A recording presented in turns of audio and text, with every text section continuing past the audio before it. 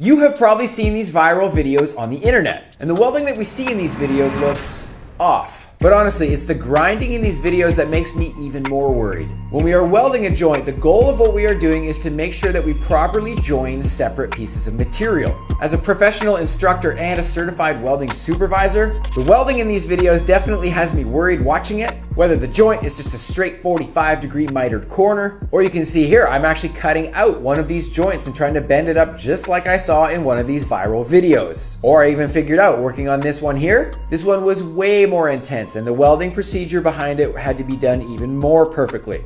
But let's take a look at the welding that we see in these viral videos that we see online that I'm referring to here. You can see a lot of stuff online of people doing this with wire feed or MIG welding or tacking. What we are looking here is basically only exaggerated tacking. Now obviously there is a really valid place for tacking in welding, but let's see why this is a problem with these ones here. This is a diagram of basically how a tack weld will hold our material together. It's mostly going to sit on the surface. It's not really going to get down into the base material really much at all. So what happens when we grab the grinder and we go to grind this down after? We're going to be removing all of the real reinforcement here. After grinding it down, it's going to leave very little stuff behind that's going to actually have fused into the base material, properly holding the joint together. And funny enough, actually, as I'm editing this episode right now, we can actually see right here that there are multiple areas where cracks are now forming. This happened fast. Now there is some material online that refers to this process as cold welding. If you want to go further into the actual welding process that we saw online here, I'm going to shout out my friend Justin. He has a YouTube channel called the Fabrication series. I've been a big fan of this guy's channel for a long time now. Justin did a fantastic job of breaking this all down in his video that I will link in the description below. He shows all the tricks and the funny business that happened behind the scenes with the welding procedure in these videos, and how the welding that we saw in these videos might not be exactly what you thought at all. Justin's video did such a good job that it inspired me actually to make the one that you're watching here today on my channel. So be sure to check the description below and watch that one if you haven't seen it already.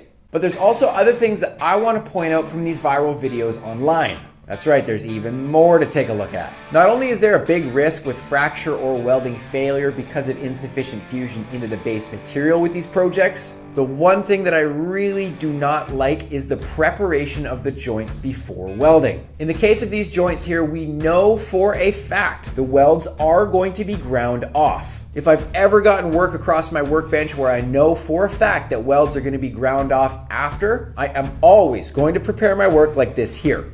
You can see that as I was making these joints that we saw earlier, I was using a draw file to create bevels on all of my joints. Even though I've been certified for many welding tests and I can control the weld penetration really well, I would never just assume that the welding I do on something like this is perfect when it was going to be ground off later. It's just good practice to get into this way of thinking. Hence, taking the time to prepare all these joints like you are looking at here before welding. That way, when I grind off the reinforcement after, we can absolutely be sure that there is good weld left over in the joint after the fact. Now, looking at these joints that we saw in the viral videos online here, see how all of these joints just have a straight butt joint fit up. Now, even if I am the best welder on the planet ever for some reason, like I said, if I know my welds are getting ground off after the fact, I'm 100% of the time preparing these with a bevel. So let's take a look at some of the welding from the joints that I did earlier here. You can see with everything that I did here before I weld it, everything has a bevel prep to each pass. When I'm set up and I'm welding along here with these butt joint passes, I'm absolutely certain that I'm not only filling up the welding pass, but I'm definitely punching through into the base material all the way through to the other side for good penetration. And to be honest, when I'm welding these ones, I'm not even using that much heat. Something that a lot of people just assume that they do when they want to improve with the subject of welding penetration is basically just to turn the overall heat up on your machine. The problem with doing this is that turning the overall heat up is basically just going to take what you're doing and make it bigger overall. Take a look at these passes on this joint here. We obviously don't want to make any welding bigger than it needs to be. This is going to cause the welding to spill over into the areas that we don't want. So for stuff like this, we want to make sure that our work remains nice and tidy and organized. Using a bevel prep to your passes is going to help to keep your welding a little more organized and a little more narrow and focused into the welding joint for good penetration. You're going to be able to weld along with much better and more refined control of your arc, and you're going to focus the welding heat right in the joint exactly how we want. Check out this joint here. You can see with this one around the radius that I actually prepared it ahead of time with a bevel. I'm going to bend it up here, everything's going to fit together the way I want. I'm going to be able to weld it exactly how I want with the penetration getting into the joint. And then when I grind the corner off for a smoother profile, the bevel on this corner radius is going to do the exact same thing. I can therefore be absolutely sure that the welding I have done has gotten adequately to the inside for good penetration. So when I grind this sucker off later, we have good material left in the joint for strength. Welding across the butt joints on this one is exactly the same deal. The preparation that we see here of the joint gives me a bevel, and just making sure that my welding has gotten into the joint. When I'm finished, not only is the welding nice and organized, but my welding has gotten into the joint properly for good penetration, and when I grind it off after the fact, I know it is going to be good to go.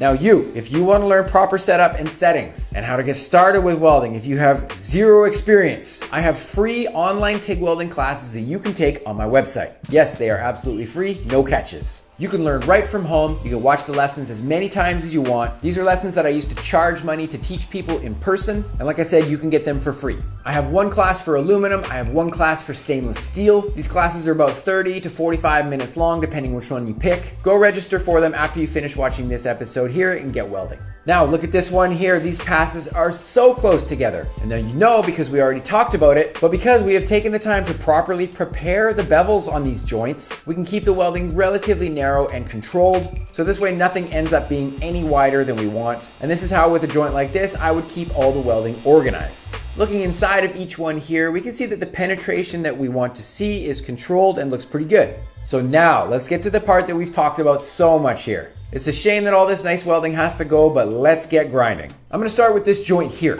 What I'm gonna do is I'm gonna put a flapper disc on my grinder. This is gonna be a clean disc. This will not have been used for any other types of material, and this is gonna help to prevent cross-contamination with the metal. What I'm doing here is I'm just grinding the reinforcement down at this stage. I'm gonna avoid any grinding on the actual surface material for the most part. Once I've taken all the high spots down to pretty much flat material, what we're gonna do is we're gonna skip ahead to the next joint here, and I'm gonna switch to this grinding pad here. This is a 3M Scotch-Brite pad. Again, absolutely spotless clean, and then I'm gonna use this to blend the welding reinforcement into the base material. Now, whether you are using the flapper disc on your grinder or the 3M Scotch-Brite pad, make sure that you never tilt the grinding surface like this here. This is gonna create dishing or dig marks into the base material. If this gets painted after all the fabricating, welding, and finishing is done, especially with a glossy finish, you are gonna be able to see these grinding marks or dish marks or swirl marks from a mile away. You can see with the 3M Scotch-Brite pad here, I'm keeping it absolutely flat as I am working the flat surfaces. And with this pad here, this is when I'm gonna start to work on my corners. I'm gonna try and round the profile and keep things nice and organized. And again, I'm really avoiding digging into the material with the edge of my grinding pad. Do you wanna see a crazy trick? Watch this. Even though the pad is relatively flat, I'm actually grinding with this side of it here. This is causing the grind marks to go from top to bottom of the rounded corner profile. Once I've finished grinding and I want to check my work and see how I've done, watch this trick. Look at the reflection of the light. You can see it outlined right here. If everything is nice and flat, this reflection of the light is going to remain flat and straight. You can even legitimately grab a ruler and check it. If you have any dishing or grind marks that you've taken down too far, this reflection is going to become crooked. Because we want to see the corner radius remain nice and straight, we want to make sure that this reflection of the light is completely straight. This is a dead giveaway if you look at this here.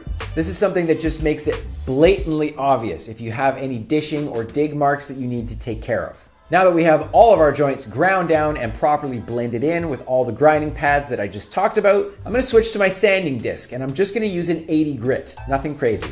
I will work with a flat pad only.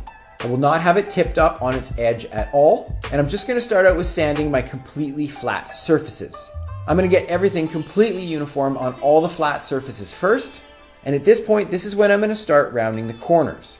You can see here I'm rolling over the profile on the flat areas, and because I'm working with a flat pad, I don't have to worry about any dishing or uneven sanding. Sanding over the round radius on this one here, I will essentially do the exact same thing where I just want to make sure that I spread the grinding area out without focusing on one spot too much. This is going to help to prevent any flat spots. Now, let's take a look at the part where we take things to the next level. I'm going to use a Scotch-Brite hand pad now, and this is really going to set the details off and blend things in. Just like we're pretending that we're sanding a piece of wood, we are going to follow a grain direction. Following along lengthwise, you can make things look pretty great. Or something like this, where you are following a radius, you will want to continue around and mimic the curve. And the finer you get with this, the better the details can look. But check this out, let's go even crazier with these details. If you need to do something like this where we have ground off the weld on a mitered corner, I'm going to use masking. You can use whatever tape works for you that's easy to peel off. But with this hand pad, I'm going to detail right up to this edge here. Once I'm happy with it, I'm going to flip the masking to the other side of the line. And then you can see that the final product here, we actually have a grinding finish that follows along with the joint configuration as well. See, I take great care with my welding process, and especially so with the grinding and finishing process as well. These are big details that are going to make a big difference with the overall strength and integrity of your welding, as well as the overall appearance. And then taking the same amount of care for the grinding process after. This is how we are going to make our work look absolutely awesome. Now, do you want to see the full process behind me making all of these joints here? Watch this episode here now. I go step by step into all the patterns and cutouts that I did to make these and bend them. You can do this with just scrap that you've got kicking around your shop for fun. And I go deeper into the welding process with each joint on every one of them. You can see all the settings and setup that I used for the weld out. Watch that episode next.